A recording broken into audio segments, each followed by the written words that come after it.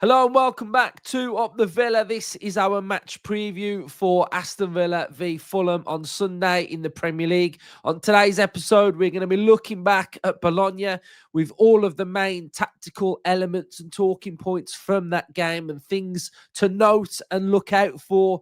And hopefully we take into the Fulham game. We will go tactical on Fulham as well, and we'll discuss a lot of other things like Morgan Rogers, etc. And what we do with Rogers, we'll predict the lineup. So we are close now to 28,000 subscribers. So if you can subscribe, help me out, get on the journey with me, comment your thoughts, and also smash that like button.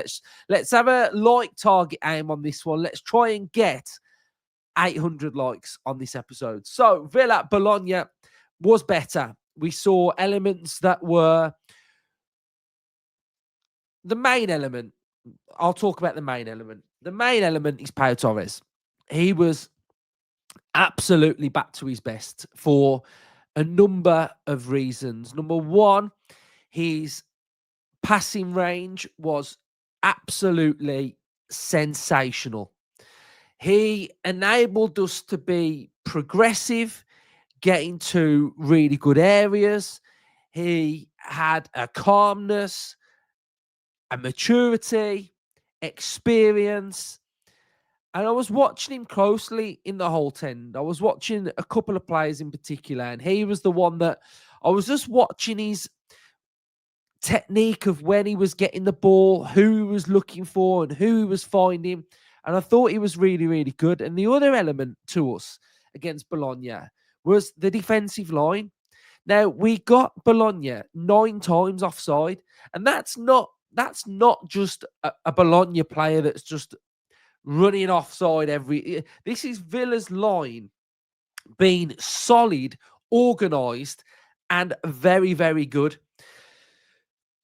All those things merged into a very good performance from Pau Torres. And a lot of you know, I'm a massive Pau fan, and I think we are way better when Pau Torres is in the team. So I thought he had a real standout performance, and I was very, very impressed with him. Now, we go to the tactical pad, and we have a look at Pau's range. And I actually feel like Villa and Emery had one of those in-game tactical plans against Bologna. And I think you can all see what the plan was. The plan was to target the Bologna right-hand side and Villa to attack down our left-hand side.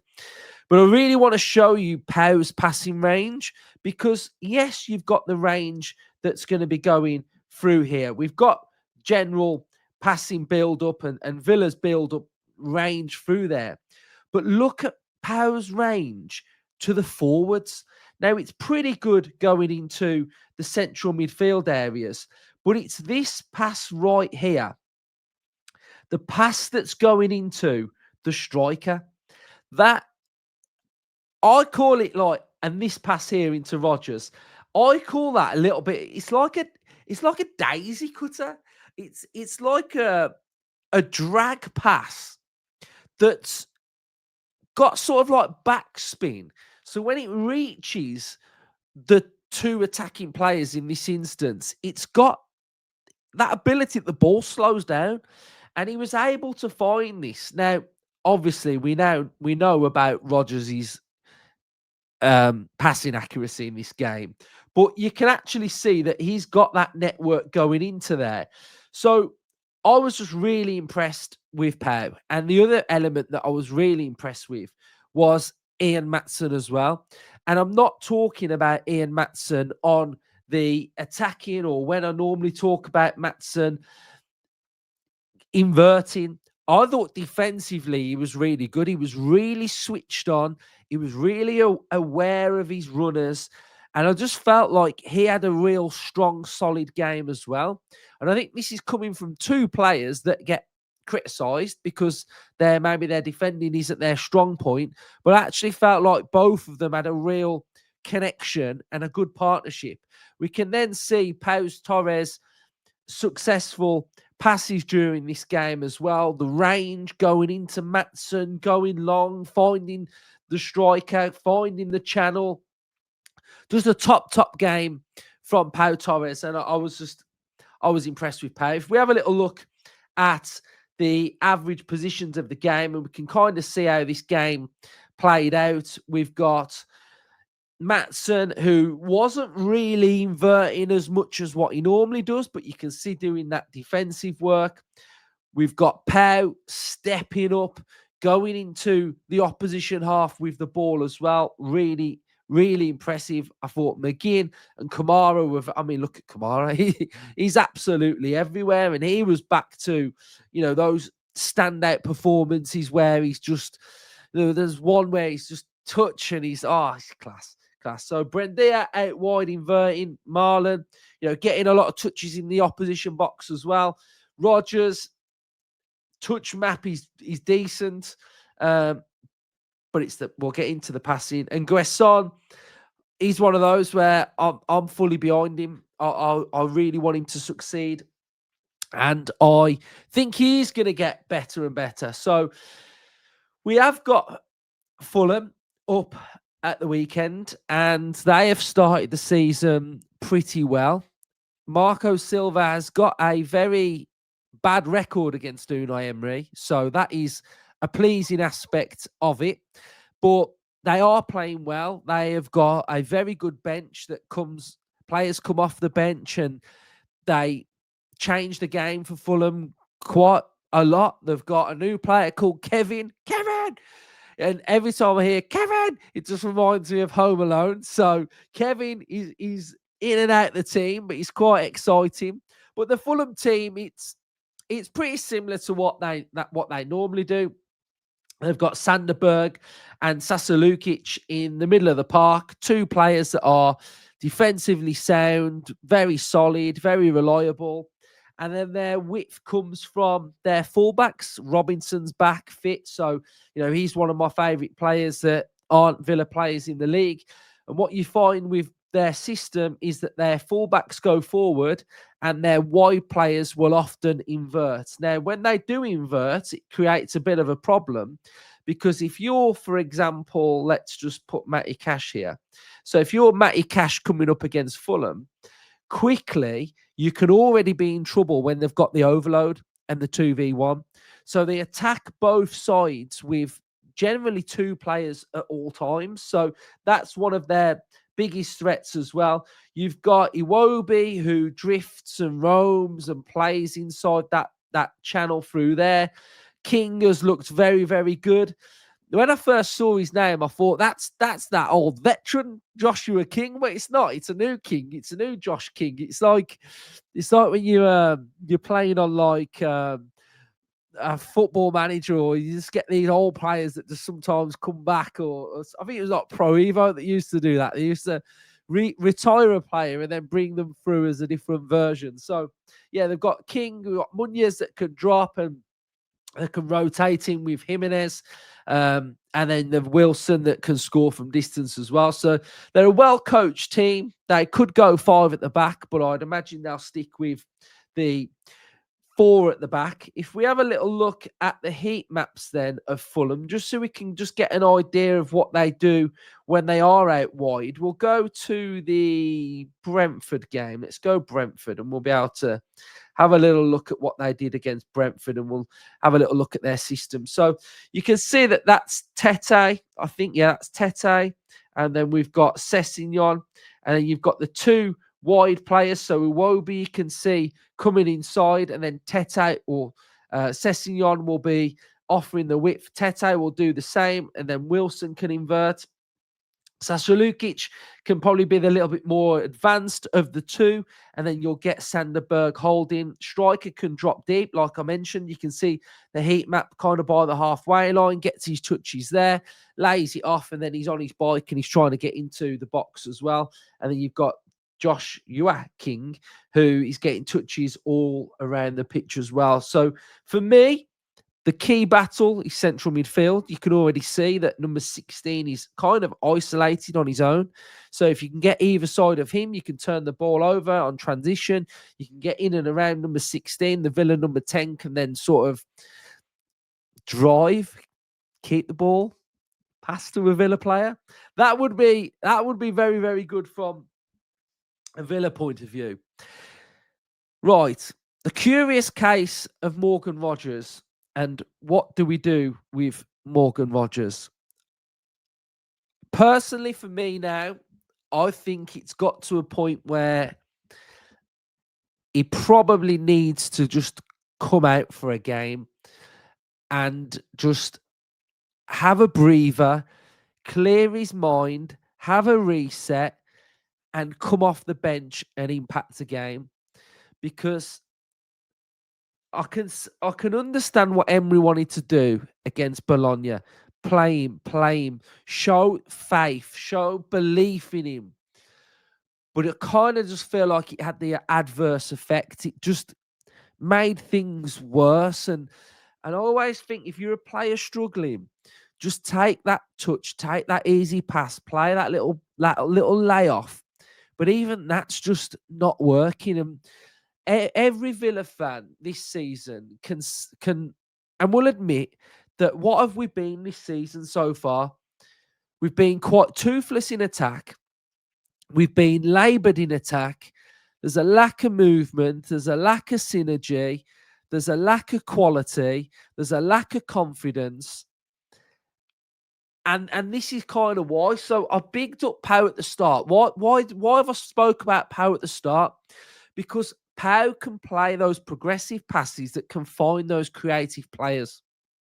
That is so important to have a ball-playing centre-half that can find those passes.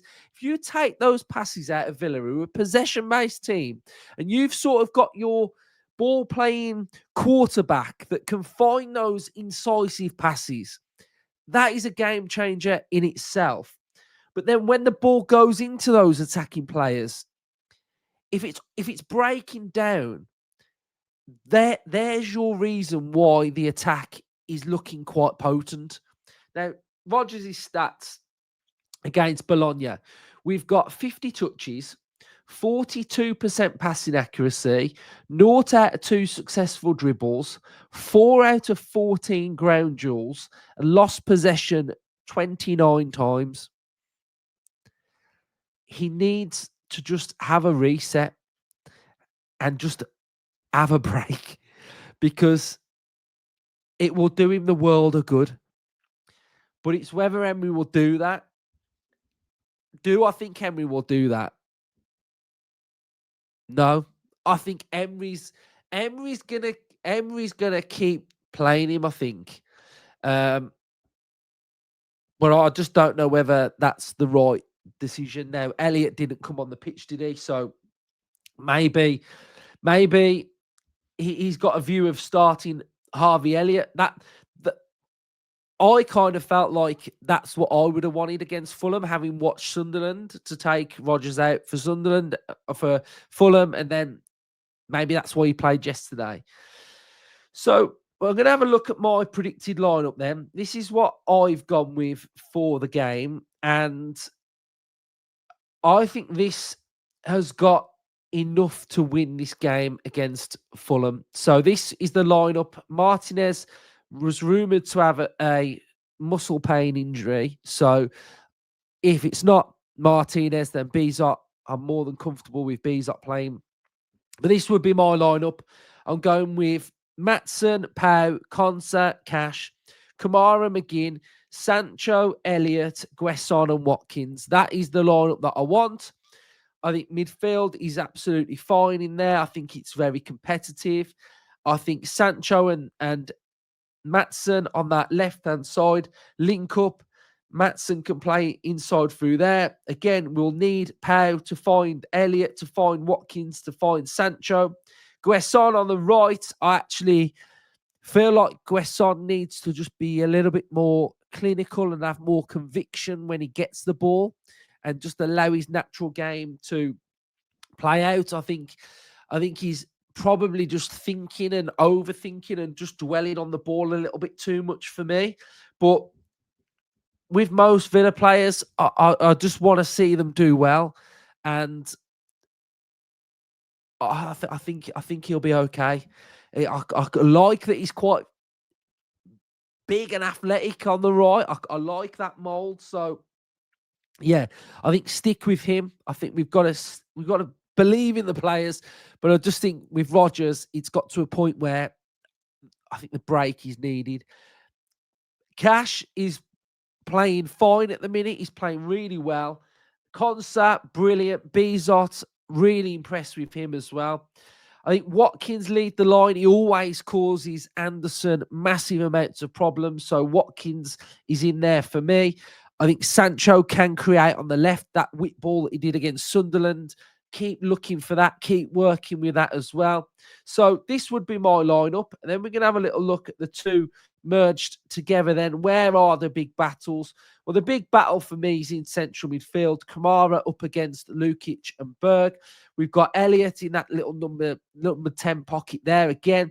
We've already seen that if you can get in and around this central midfielder and find those passes, find those balls in and around that midfield two of Fulham, that means Pau Torres has got to play for me. I think that's important. We know that Watkins can stretch Anderson, which then can create more space. You can get more runners. You can get runners through here as well. And I think the big threat is that we've just got to make sure we are sound on transition. We've got to watch the hold up of Muniz. He is quite physical, but I don't think I just want to go, okay, let's just put Mings in there because he's quite physical. If Villa have got a problem with attacking teams, then use your best player at the back, and it's Pau Torres to play those passes. I'm past the point of, but Mings is a better defender. Well, we conceded an absolute abysmal goal against Sunderland, where we've got to be better. So yeah, this is the lineup that I prefer. This is the one that I want to go with, and yeah, I'll keep banging the Maatsen drum again. I thought he had a really good game against Bologna. McGinn was very, very good. You know, it'd be good to get a lift with Onana back in there or Tielemans coming in because McGinn is now starting to play a lot of games. And I think, you know, he does need to kind of not be rotated, but the burden on him needs to be relieved a little bit as well. So I think this is the team that I'm going with. I am feeling quite optimistic about the game. I'm feeling better. I'm seeing shoots of recovery. I'm seeing us look better in certain places. I think baby steps is what I mentioned on the fan cam against Bologna, but I think it's there. I think, you know, I thought the defensive line was very good. It looked disciplined. It looked technical. It looked